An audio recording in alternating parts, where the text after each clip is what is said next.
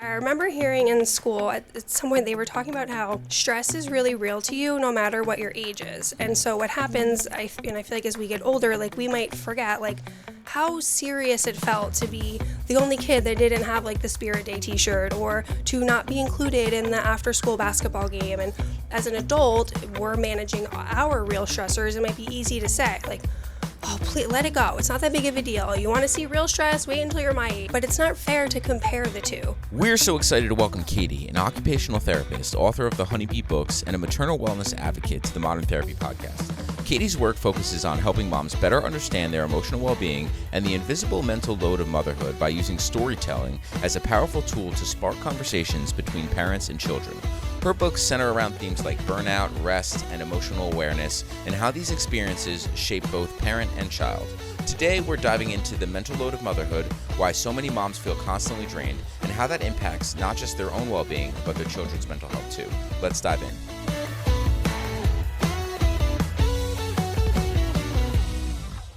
Welcome, Katie. We are so excited to have you on the podcast today. Thank you. Katie is a local author as well as an occupational therapist, and we're going to start by reading an excerpt out of your book. So, think positive is an often heard phrase because our thoughts have the power to change what we do or say. How we perceive the events of our day shapes our actions and feelings in many ways. I love that so much. Yeah, Thank you. it's great. It's like CBT in in a little short sentence there for kids, right? Yeah, a little blurb, right? Yeah. Something that's easy to understand. Yeah. So walk us through like how you came up with the ideas, how you came up with the titles of your book, with the content of your books. Yeah, so even though I write children's books, I work as an occupational therapist in geriatrics. So people always assume I work with kids. It's a misnomer. But what ended up happening was the things that I do with my patients. They're often, chronically ill, or they have degenerative conditions, which means they get worse over time. And I had to help them kind of learn how to cope with these things. And it can be very hard to stay positive when things are not going well for you, or we know that maybe they're not going to get better. And so I would always talk to them about using their and. I have pain today, and I could walk. I'm feeling anxious, and I was able to shower today for the first time in a couple weeks, and that felt really great. It's not discrediting what they're going through, but it's trying to help them reframe and find some positivity to hold on to in some challenging times. So once I had children, I found myself using the same strategies with them. We're not going to discredit what they're going through. Even though they're small, those stressors are very real to them. So this is real, this is happening, I hear you. And here's something else that, we can also put our energy into. We don't only need to focus on the negative or the tough things that we're going through. Yeah. How old are your kids? Sure. I have two boys. Yeah. Proud boy mama. Nice. They are 8 and 6. 8 and 6. Yeah. Our kids are 4 and 2, and it is so funny. Like you mentioned, like their emotions are just so powerful. Like something. They're very deep. They're very deep. Like our daughter, like the most minor thing happens, and it just sends her into like a full emotional, meltdown. The emotions are probably a little different between the boys and the girls, I bet. But probably. But it's interesting. I remember hearing in school at some point they were talking about how stress is really real to you no matter what your age is. And so what happens, I feel like as we get older, like we might forget like how serious it felt to be the only kid that didn't have like the Spirit Day t-shirt, or to not be included in the after school basketball game. And as an adult, we're managing our real stressors. It might be easy to say like, oh, please let it go. It's not that big of a deal. You want to see real stress? Wait until you're my age. You know what I mean? And but it's not fair to compare the two. So how can we validate them without letting them drone in it, and it like ruins their entire day, and all they're thinking about all day is they got excluded from this one thing. So that's really where the and strategy from the power of positivity comes from. I think that's so important because you're not just saying be positive, just think about the good things and ignoring the bad things that's going on. Right. You're saying, let's validate that, let's talk about that, and let's also focus on the positives, because you see that a lot with people with the toxic positivity where everything just needs to be perfect and positive all the time, but it's just not the world we live in, and it doesn't really set kids up for success to teach them that piece of it. Yeah, and to understand that like these other feelings happen, these other feelings are real, and here's how we can try to work through them. But we're like naturally, we have this like natural wiring to negativity, right? Evolutionarily, this was beneficial for us. This was how we survived. So it can become very easy if we don't keep it in check to really wallow and stay there for kids, for adults. As I'm sure we'll talk about, my books have a lot of crossovers for children and adults. It's even though they are kids' books, it was intentional that I'm speaking to the parents too, that we don't have to stay there. Yeah, it's funny. Sometimes we'll read your books to our kids, and I'm reading them, and I'm like, these are like this is a good reminder. Like, I need to do this. Obviously, as mental health professionals, it's all stuff we know already, but it's like sometimes you don't like actively think about it, like Yeah. So. Yep, absolutely. And I think as kids, like, being taught these skills is just so important. It sets them up for a lifetime of, success and being able to like regulate those emotions and, navigate the very complex world we live in. Right, absolutely. And I feel like a lot of parents are, millennial moms or whatever bracket you want to put people in. Like, we're trying to learn these things now when we are also in the trenches of parenting or postpartum survival mode. And all of a sudden we get here and it comes to a, very real realization, like, I don't have any coping skills. I don't know what to do with this. I'm not sure how to handle this. So the goal in, people often ask me, like, if you're interested in reaching parents, why didn't you just write like books for adults? And I said, because how beautiful would it be if we taught kids now, and in another 20, 30 years, our statistics on maternal mental illness, paternal mental illness, those stats dropped. Because they learned young how to do these things. And they're not in the phase of chaos trying to also figure out how to heal and parent yourselves and do all these other things. Because it's hard work that parents are putting in these days. Yeah. And what you're talking about with the millennial parents who they're trying to heal themselves, they're trying to unlearn things, and they're trying to teach things to their kids. Like, I can totally relate to that. And it's a really hard position to be in because I think so many parents feel like I have to have it all together because how am I supposed to teach my kids if like I don't know everything myself, but also I'm learning every day. So, and I've never parented before. Like, right, like you said, we have a 4-year-old. I've never parented a 4-year-old before. So like, do I know what I'm doing? Not really. Like, I try to do my best. Right. I try to do, what I think is going to work, but I don't always know what I'm doing. And that's a really scary realization. And then on top of that, some of us were not taught those really basic skills of how to take care of ourselves, how to think positively, how to reach out when we need help. And these are all things that like, it kind of comes to a boiling point when you're postpartum because a lot of people can kind of get by up until that point. And then suddenly you're like, oh, wait, like that doesn't work anymore. And then we wonder why moms and dads are struggling so much. Right. Everybody's burned out. And I also love that because one of the things I always try to do or say or convey in any like event that I'm doing is that, yeah, I'm an OT. I have this schooling. I know the strategies. I use them at home. I write books about it. But I still struggle. I still have bad days. I have bad moments. I could tell you embarrassing stories till the end of the day, and that, so like nobody's perfect. Even when you have the knowledge and the skill set, we are all having this human experience for the very first time. As my mom would say, you didn't come with a manual and, we're all just doing our best. Yeah. And you mentioned it before, but like the words that we use when we express things to our kids and that feeling of like, oh, just wait till you're older, right? Like kind of dismissing them. That's something that we talk about a lot, just that power of words. Even it's funny, my daughter now will ask questions about when I was pregnant. She'll look at like old pictures and be like, what was it like when I was in your belly? And I'm like, it's even just the way that I speak about pregnancy and her birth and what that experience was like. Not that everything has to be like rainbows and unicorns, but if I make it like, if I explain the positive parts of it, her perception is going to be so different as she gets older versus what most of us feel like when we get to that age. Oh my gosh, this is terrifying. How am I going to get pregnant? How am I going to have a baby? Right? Because people don't pour into us the way that they should when it comes to these topics. And I'm like, wow, even just like changing the way that she's spoken to about this topic can make such a difference when she's bigger. Yeah. I was just going to say, like, a lot, like school doesn't teach us a lot of things that are really important. That school's not teaching us the emotional regulation. School's not teaching us about pregnancy or, maternity or what it's like to be a new mom or a new dad. So, yeah, I mean, that education's got to come from the parents. Yeah, and I said even as an OT, as a healthcare worker, postpartum rocked my world. I just assumed things were going to go back the way they were. I just assumed breastfeeding would come naturally. I was just so ill prepared. And I definitely see there's like a lot more resources and education out there now, and that's fantastic. I love to see it. But I think it's also when we start that positive language and building a healthy mindset alongside using your words, knowing how to ask for help, then you know that the resources are out there and you can use them when you need them. It's okay to say like, hey, I need these additional tools and supports to get me through this season of life, whether it's something stressful as an adolescent or postpartum or when you're older. I mean, all seasons of life come with different kinds of challenges. Absolutely.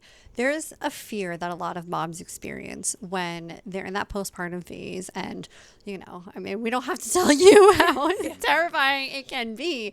But when you're in the trenches of it and you feel like you're struggling, there can be this fear of reaching out because you feel like, well, I'm their mom. I'm supposed to be able to do this. And what's going to happen if I admit out loud that I don't know how to do this or that I need help? I think there's this fear with moms that they feel like something's going to happen to them or their baby if they say it out loud or they admit that they don't know what they're doing, when that's not the truth. Like, nothing bad is going to happen, right? Unless you're in an actual dangerous situation. Right, in a crisis, you're just going to get help. But what are your thoughts on that, where people are kind of in that place? Yeah, and I think a lot of that comes from stigma of that, women just naturally know what to do when they become moms. It's natural. Even if women express concerns during pregnancy, how many times would maybe a well-intending family member say, oh, don't worry, you'll know when it comes. It'll just come naturally. Yeah. It's biological. Right. And if it's not coming naturally, in private, you're saying, oh, is there something wrong with me? Am I the problem? Right? And then you add on this guilt and this shame and this worry on top of just needing help with adjusting to a major chapter of life. So I think the more that people talk about it,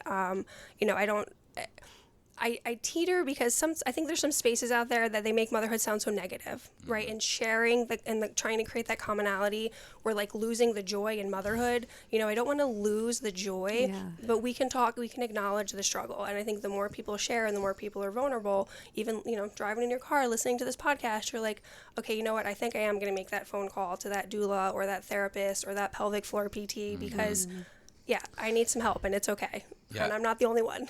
It's like a difficult thing to articulate, especially to somebody who has never had kids, because on one end there is this tremendous joy that comes from, having children and, seeing them and raising them, and nothing can compare to that, but then on the other hand, it is really a very hard struggle. Yeah. Like you get slapped in the face with reality once you have a baby, and all of a sudden there's this helpless human, right, that is like, it will die if you don't care for it properly, right? Like, so that's a tremendous amount of pressure, and you're on top of that mental load that you're carrying of like, okay, I need to, raise this person. You're also like dealing with all of those physical recovery, from having the baby, all of the, emotional and mental health concerns that come up, so it's hard. It's hard. Yeah, so this is where it's funny that you mentioned that, because this is where, even though my like I said, my primary field that I've been in is in geriatrics, working in home care for older adults. Let's say Miss Betty has a fall, she goes to the hospital, she comes home, VNA comes into the home, or whatever your Med A company is in your region, right? So she has an issue, and she has an immediate team of people that are triaged to her house to care for her, to make sure that she's okay. And then I became a mom, and I was like, where in the world are these services for moms? We should have a triage of people that just are automatically sent to our house, because, occupational therapy, we work on activities of daily living, right? How many moms say, I don't even have time to take a shower? Yeah. That is a basic ADL, a basic daily activity that we do. How much does our hygiene suffer? How much do we just feel like, I remember being postpartum and I was like, I think I've been wearing this shirt for 3 days. I'm like, I need to change my clothes. And you get lost in that like time warp of sleepless nights. Yes. And so it really just, becoming a mom and having my OT brain really highlighted for me this like gap in maternal health. And so as an OT, or what I try to do with my patients, I try to bring in like a simple strategy that's going to help you function and feel better. I'm not going to fix the whole problem.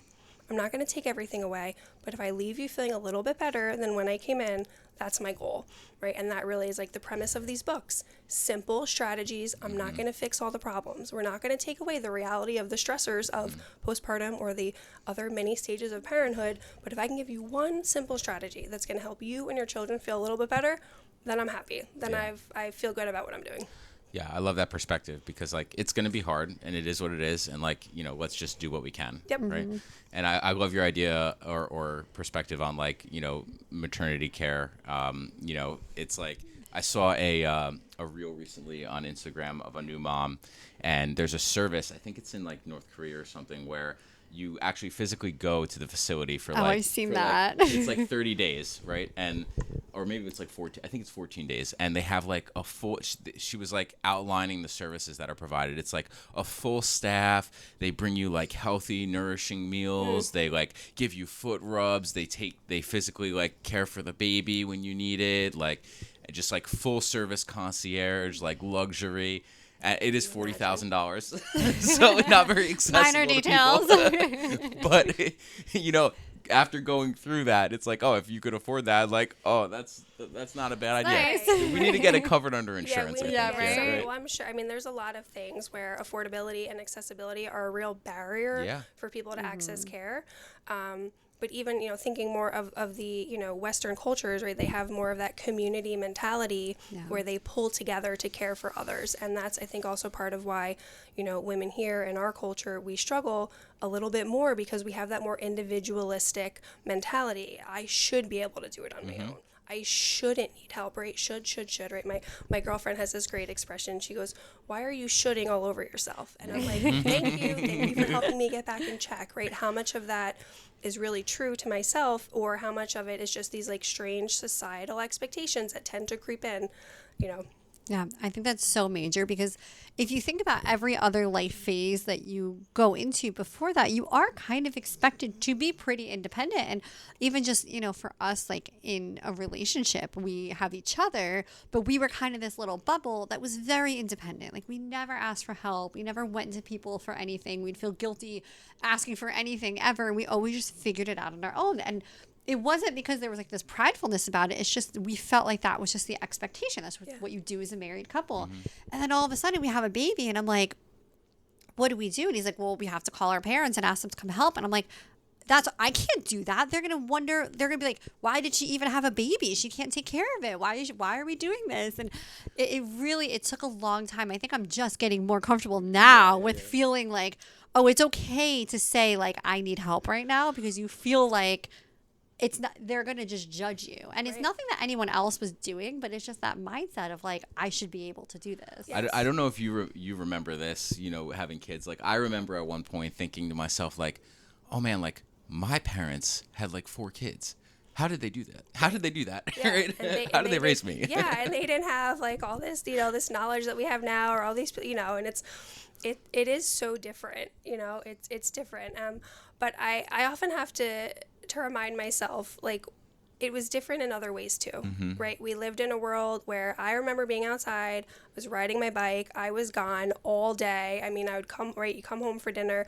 We don't live in that world anymore, at least, you know, not within my comfort barriers to just like let my kids roam free. So that also puts like a lot of extra demands on parents. Like we become the extracurriculars, we become the entertainment, we become the heavy planners and the schedule makers. And I think that's an extra layer of stress that I don't know if that was necessarily there when our parents were raising us. Yeah, that's a good point. 100%. And you mentioned like the resources and the education that we have right now. Sometimes I think it's such a double-edged sword. It's great in so many ways. And I am grateful that we have Google and ChatGPT and all these things while we're parenting. The amount of things I have frantically Googled. Yes, it's very helpful. But ChatGPT's like, calm down. Yeah. But on the other end, it's almost like that fatigue of you have so much information and then you're finally like, okay, I can relax. It's the end of the night. Let me just scroll a little bit. And here's a post about someone homeschooling and a dress and making sourdough. And here's someone talking about how like your kids know you're on your phone even if they're sleeping. And then here's a post about how like you need to go like move to a farm. And I'm like, oh my gosh, like a million times. I need to just like not scroll at night because I feel like a terrible mom every time I do. I say say this all the time. I said I go on my Instagram feed and I could see all the reasons my kids are being preyed upon, and I can't tell why my husband's going to leave me, how I can lose 10 pounds to look better in this bikini, and here's an ad for something I need from Amazon. And we consume all this information in literally a 90-second bracket, which is so hard on our brains and our nervous systems. And this is, I talk about this all the time, how the social media wave of education is such a double-edged sword. It's the perfect way to describe it, because we want to disseminate the information. It's an easy way, it's free, and it's an accessible way for families to get information. But the way that these social medias are designed, it's so harmful the way we consume it. I delete my social media off my phone, which is bad for my business, right? We need social media to promote, but I am a terrible doom scroller, right? And we've mentioned the mental load, right? We're talking about burnout. Like, doom scrolling is a sign that we are burning out. And if we use that as an unhealthy coping mechanism, and we go on there and see all these things that are frying our brain and our nervous system even more, it's actually making us feel worse, not better. And we kind of get caught in this like trap of the scrolling cycle. Yeah, I actually set a limit on my phone recently. I think it's like 10 or 15 minutes combined with Instagram and TikTok. So my phone it'll pop up and be like, you're at your limit today. And because we do use it for work, most of the time, that's like the time I'm using it for work. So by the time I even go to scroll, I'm out of time. And that has been really helpful for me, because I was doing the same thing. And it's great because sometimes we're sitting there, we're laughing, and it's funny, and we're watching things, and it's a release. But then you get that one post that pops up that just makes you question everything you're doing. And I'm like, well, relaxation is out the window now. Yeah, I feel terrible. It's pretty cool. I didn't realize until she showed me that you could actually do that, limit the app time. I of course have found a way around it. You just hit ignore for today. That's me too. Ignore for 5 minutes. Yeah. You just ignure for forever. You have to be a little disciplined with it. It's tough. You can tell which person on this couch has more self-control. I also think that I'm the person who's affected more by the posts. I don't think that they affect you as much as they affect me. Our feeds are very different. Yes. Yeah, but it talks to the power, right, of the algorithm, right? I mean, I'm not well versed in the social media technologies, but what my husband sees on social media is totally different than what I see. And it really talks to how women are geared and being fed more of these guilt bait posts about parenting. And they're guised as educational, but really they make you feel bad. And oftentimes they're linked to products, which is what I'm not loving right now in the social media space. Here's how you're failing as a mom, and if you comment guide and buy my workbook for $30, I'm gonna fix all your problems. And women are in such a state where they're suffering that this is what they're being fed, and I don't think that is the most helpful. I think there's resources that can be out there that can build you up, that can keep things positive, and that can give you some tools without making you feel bad about yourself first. Yeah, I think that is such a major point to think about. What is the goal of this post? Is it to educate me? Is it to entertain me? Or is it to tell me something? Is it to make me feel bad? And being able to kind of discern that can be really powerful, and seeing, okay, what are the credentials of this person?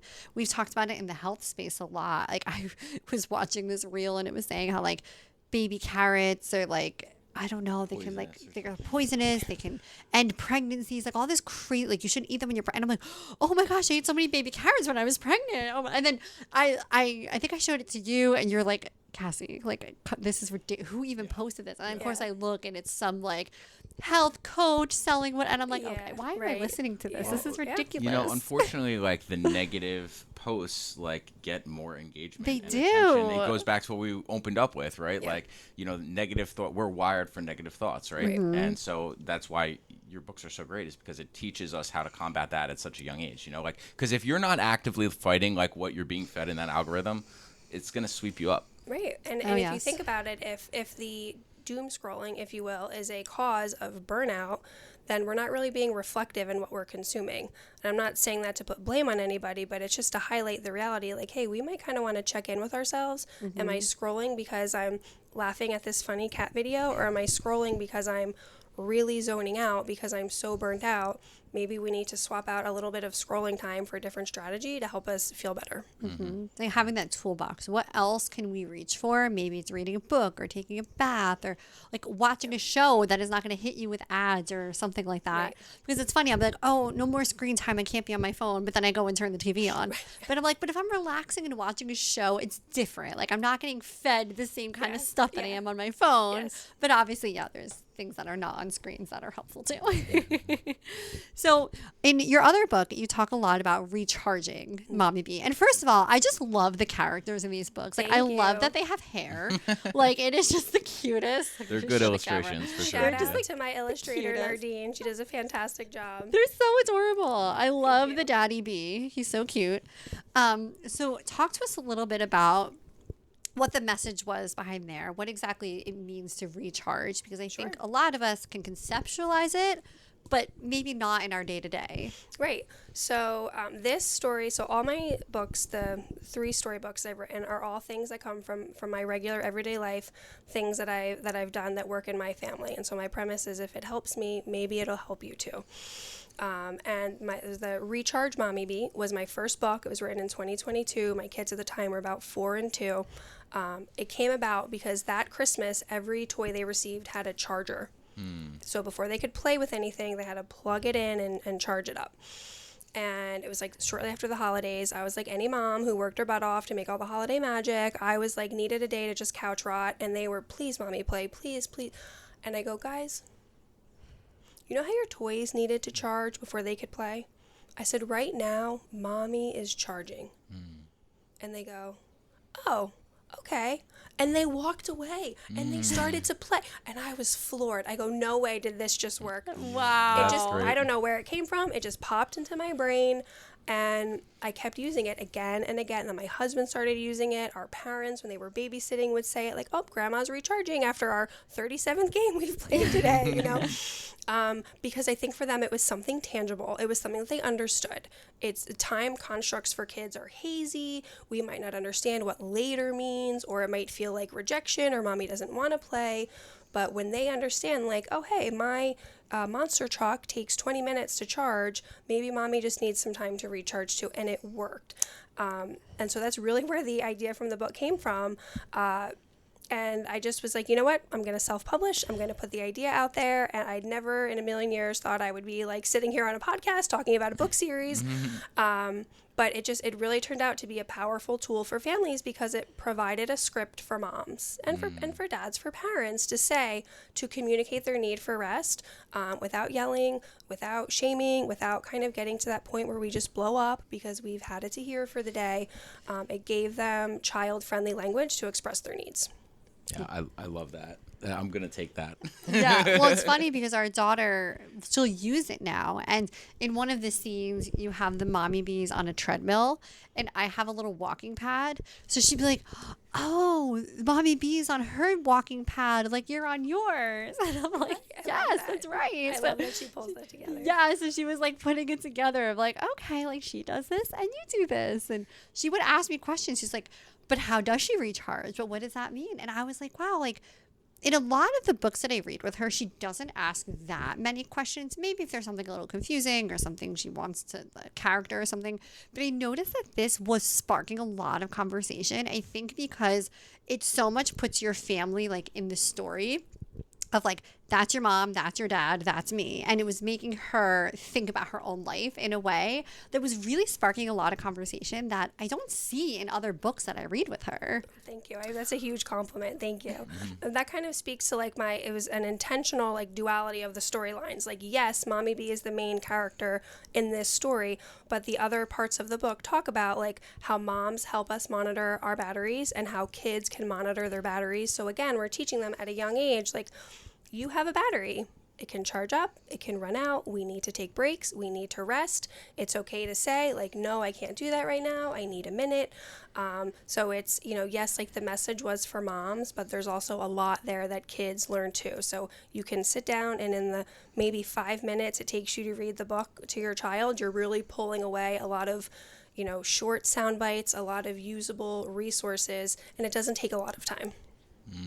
Yeah, and they just connect with it so much. I think because the characters are so cute and because they can see themselves in these situations, and it just makes them think, okay, what would I do in that situation? And yeah, and it also gives kids more credit that they can understand these bigger concepts. Sometimes it feels like because they're so small, they just can't grasp these things. So I just have to say no, because if I try to explain it, they're not going to understand it. But I find myself every day being so surprised by how much our toddlers know and how much that they understand. Yes. And I feel like I never give them enough credit. And not because I think anything like low of them or anything like that. I just always feel like, well, I have to like do so much more because they're so small and they just don't get it. But then sometimes they get it. And I'm like, wow. They can be so insightful. Yeah. Yes. They really can. They really can. Like even I'll notice if I'm like, or like the other day, my daughter did something and I was not happy that she did it. I forget what it was.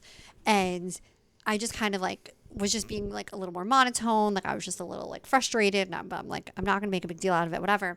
And she said to me, she's like, why are you talking like that? And I was like, oh, maybe I should tell her I'm annoyed, because I wasn't going to make a thing of it. And I said, well, to be honest, I'm a little frustrated that you did X. Like, so I'm not mad, but I'm just not really happy right now. Right. And she's like, oh, like you're not happy that I did blah, blah. And then we talked about it and it was a whole conversation. And I'm like, here I am thinking I can't talk to her about this because she's not going to get it. And it's going to be a whole big ordeal. But meanwhile, she was like, oh, like mom's upset about something. And she probably knew it was because of her or something she did. Right. And I was like, wow, I'm just so impressed that a 4-year-old is able to have this conversation. Yes, they are so perceptive, and they are constantly, my kids are constantly feeding back to me what I say to them in moments where like I am not showing up as my best self. Yes. And, you know, I'll never forget we had a family member gift my son a deck of mindfulness cards for kids. They were these cutest little like watercolor animal cards. And I was having like one of those days. I mean, like, just, it was a bad day. And I'm on the verge of just, my head is going to blow. And my son walks into the kitchen and he hands me this card with a deer on it. And he goes, Mommy, I think you need this today. And I was like, I don't know whether to laugh, cry, or be mad at you. But it was just like, it was amazing to see him. Like, he saw what was happening. He offered me a tool that was offered to him. It's like they really are very, very insightful. And I hope it's an okay thing. I hope it's a good thing because we're human. I think so often a lot of the things that are fed to moms with these like strategies, we feel like we have to be these like perfect parents, and that's not the case. That's not reality. No. It's okay for them to see emotions. I think the important part is how we handle it, right? Or even if it really goes terribly from start to finish, how do we repair later on? How do we talk about it the next morning? Because they're going to be grown-ups one day and they're going to have really tough feelings, and this is going to be the guide that they use to help them get through it. Yeah. And I mean, like, kids are incredibly resilient. I mean, they really are. Like, even on like our worst days, like, you know, if you think back to like some of the things that like you went through childhood, right? Like, gives you a little bit of a perspective of like, everything's fine, like, right? Like, we all grew up okay, like, you know, like, so sometimes I think like, and social media is obviously a part of this, that like we just get so in our heads about, you know, these little things, and you know, we forget that like, no, like, kids are designed to just like be resilient. They bounce, right? They don't break. So yeah, something that I've actually talked to my own therapist about before is there's just so many. Probably something that I was saying like that. You know, oh, I was like upset and I don't want her to see me like that. And she finally said to me like, why can't she know that you're a human?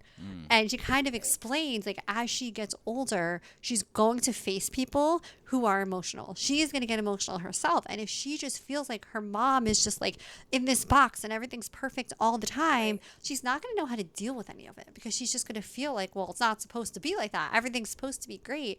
I think I like was frustrated at her one day and I cried in front of her, and I was just like so upset at myself for crying in front of her. But she's like, but like she can see that. That's okay. Like obviously you don't want to be breaking down in front of your kids every single day, but you're going to have those moments. And it really changed my perspective of, oh, maybe instead of trying to pretend like everything's great all the time, maybe I should just show her, hey, when we're upset, here's how we deal with it. Like mommy does need a minute, right? Like mom is frustrated right now, and that's okay. I don't need to have a big explosion, but I also don't need to pretend like everything's okay. Right. And that's where teaching those skills, so when she feels frustrated, she can say, oh, this is what I do.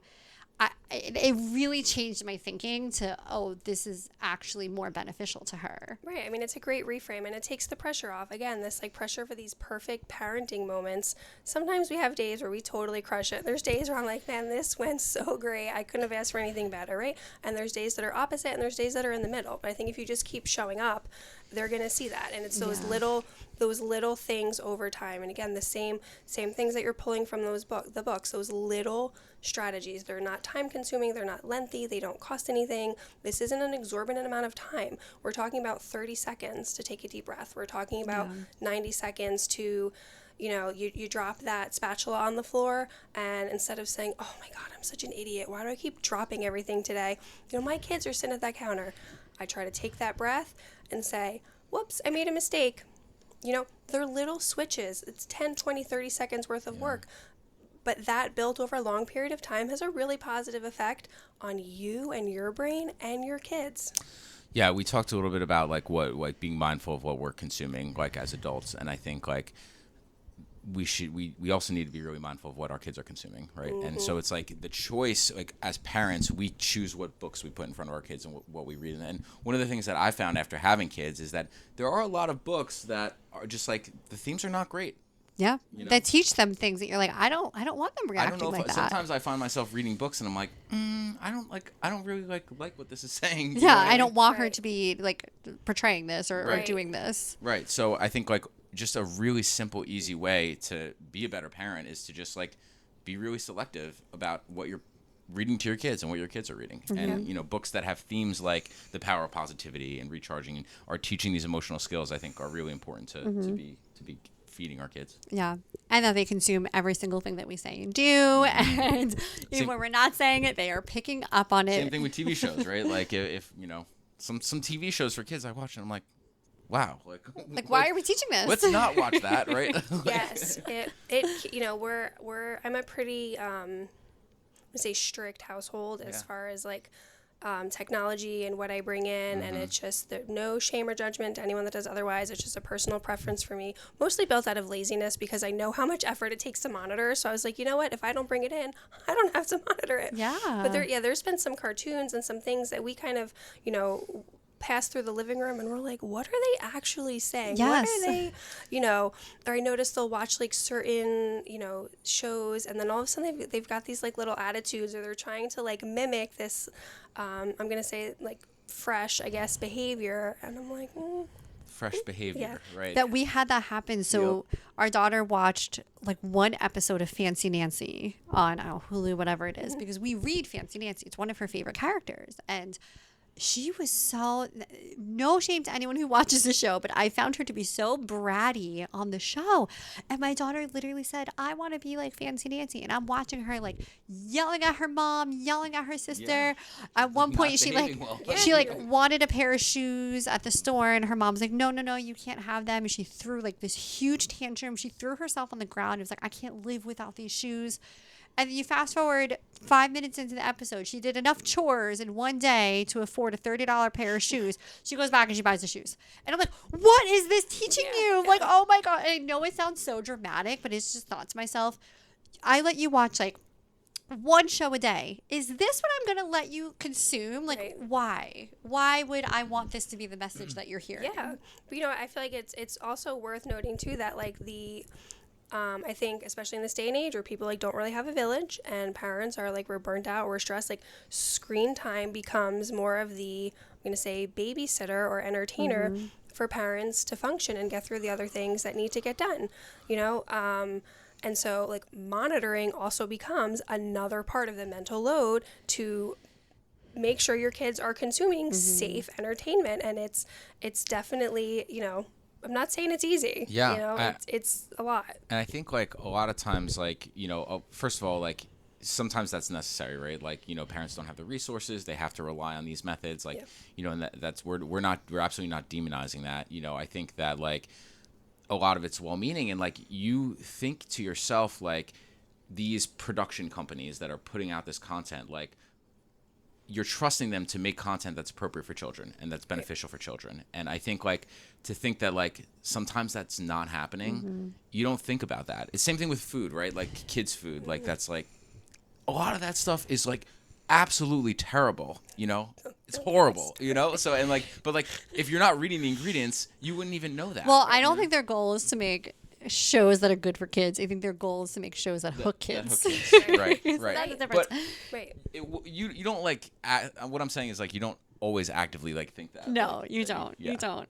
Yeah. If you ever want a good resource, if you want to use any screen time for kids, is go to old school 90s cartoons. We have watched Little Bear, and it is just the sweetest so calming show. Yeah, it's so calming and grounding, and there's no bright colors, and I love the themes that they teach. Like, go to shows that are not in production anymore, and then you can actually know if they're good or not, because you won't get hit with any surprises. Yeah, I have not done my own research on this, so I don't know if maybe I need to be fact checked, but I saw something online that said how children's programs today are designed with whatever percentage higher brightness, volume, and speed, with like rapidly changing images compared to the pace of which cartoons were produced in like our, in the 90s, and how those things are impacting kids' brains. And it just, Major. Well, I think that's why Fancy Nancy was so shocking, because the only show our daughter had ever watched was Little Bear. And we always just loved it so much. And then when we were scrolling and I saw it, and I was like, oh, Fancy Nancy, she would love that. And then when I put the episode on, I was like, it was so bright. It was so loud. It was so obnoxious. She's screaming in every other scene. And I'm like, what a night and day difference from Little Bear to this show. So that's only, 2 instances, but I 100% saw that. Yeah. I mean, and even just talking about like one TV episode, like how much stress has that brought up for when we're sitting in a room of parents and we're already like stressed out about a TV show. That is like one little tiny facet of our entire day. So it really, talking about the overarching scope of like maternal stress, paternal stress, just the general angst that parents are under these days. Like, look at how heavy one decision is to put up. You could, all these thoughts around selecting one TV show. And it was a show you were putting on to hopefully do like 7 other tasks, right? And so it's really just wondering why people are so burnt out. Yeah. This is why. Yeah. And I think it also goes back to, I think that there's a standard right now for parents that it's like no shade to any other generation, but I do think that the standard for parenting is just so high right now.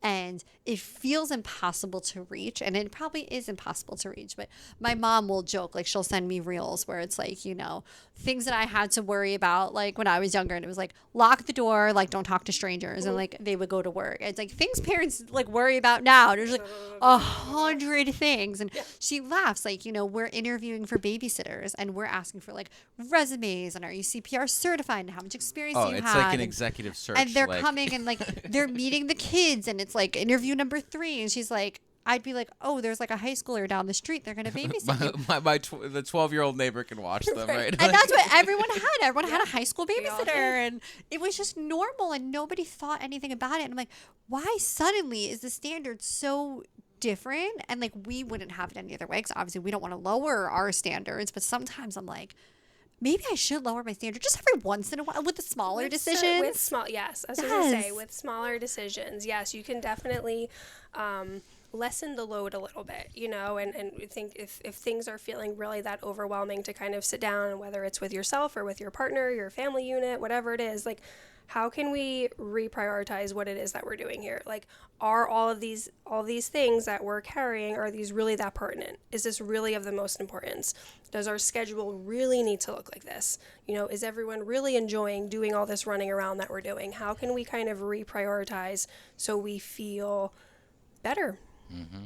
Yeah, I think having that overarching view of like, okay, as a family unit, how are we doing? Because when you're in the day-to-day and you're in the trenches of it, it's so easy just to look at every little like minute thing that's going on. But when you kind of step back and say, okay, as a family, what's our pulse? How are we doing? Where do we need to pull back? Who needs more support at this time? Sometimes it's mom, sometimes it's dad, sometimes it's the kids.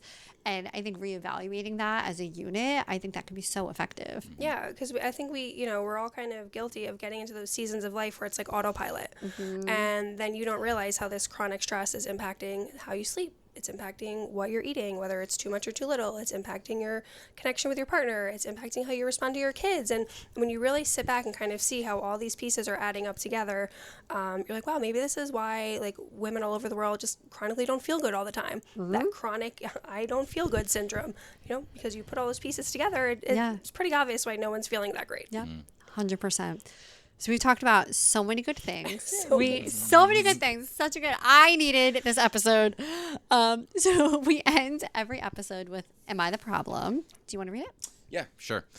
All right. So we pull these from Reddit. They're real scenarios. Okay. So am I the problem for making one of the chores the kids do about quote unquote mental load? So we have 3 kids, and when they turn 12, I start making one of their chores about finding something to do. For example, make your bed, dishes away, and find a chore. So the kid will look around the house and find a chore. It can be anything. Really did this to teach them to see if something is dirty or needs fixing, they can go and do it without needing instruction. Sometimes the kids pick something small like vacuum a rug. Other times they pick something not realizing how big the task is. Reorganizing the game room, for example. Anyway, it teaches them to figure out what needs to be done and then do it. Overall, my oldest kid took only a little bit to do this. My son just turned 12 and he's struggling. I'm trying to get him to understand. He got so frustrated today that he couldn't see what needed to be done in the house that he locked himself in his room. Tried to have him write a list of what he thought could be cleaned in the living room, and it didn't work. My husband is mad that I'm giving them quote-unquote mental load chores. We had an argument, and really I'm just trying to help their problem-solving skills. Am I the problem? What are your thoughts on this? How much time do we have? This is a fantastic question to really wrap up our discussion, right? Because it really encapsulates all of these topics, right? So even the question itself, we're touching upon the mom carrying the load of trying to teach her kid executive functioning skills. When it's not going well, she's carrying the blame and the shame and the guilt for it not going well. So like, how do we break this down, right? To answer the question, no, this mom is not the problem, and I applaud her for doing really great work. Kids are not just going to wake up one day and spontaneously generate these skills. They need practice. They take years of honing and shaping for them to learn how to do these things, whether it's cleaning or cooking or independent homework or whatever the task is. It's not just going to come overnight. It takes time.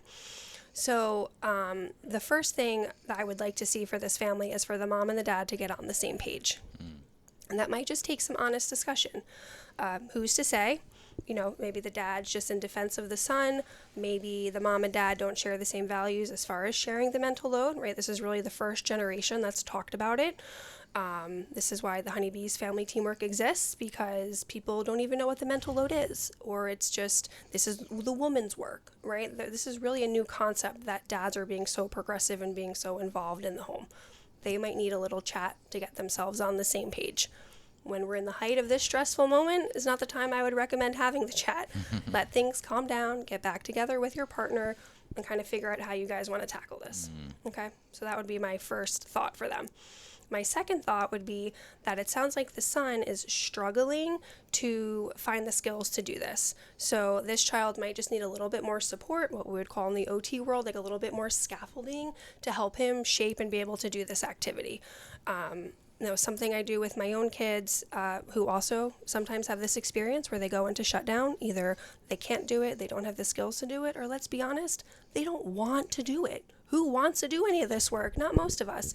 So when we don't want to do it, it's not motivating. We're going to go into shutdown mode. So if they can't just walk into the room and figure out what needs to be done, I will try to scale it back for them by saying, pick 3 things on the floor that belong to you and put them in your room. Instead of saying, clean the living room. That could mean nothing to them. They're not going to understand what that means. Or if I say we need to straighten up the house. I said to my son the other day, you need to pick up your room. He goes, well, I can't physically lift it. I said, okay, Amelia Bedelia, where are my 90s readers? Right? Like, it's not what I meant. Specific directions help them carry out the task. And just consistency. This kid could have been having a bad day. He could have variety of things, right? And can we offer a little bit of motivation? I will actually tell my family, I say, when we work together as a team, you know what that leaves me? More energy for fun. So I know doing this stuff kind of stinks, but then the task gets done faster. And then guess what? We've got extra time. Now we can go for that bike ride you wanted to go on. Now we can play that game you've been asking me to play.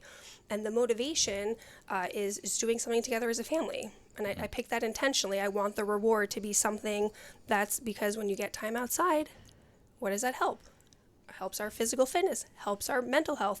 So you're feeding a very positive cycle. You work as a team, you do something fun together as a family, and it's not going to go perfect all the time, but if you try a little bit each weekend, consistency over time yields positive results. Wow. I think that was the most comprehensive, well-spoken Yes. reaction to the problem that we've had. That's a great analysis. I would not add anything to that. Yeah, no, I think that's perfect. I think all the points you made were great. And, you know, the consistency is it's such a good point because for all we know, this is the first time she's ever even brought this up to him. Right. And he's overwhelmed. Like, what is this?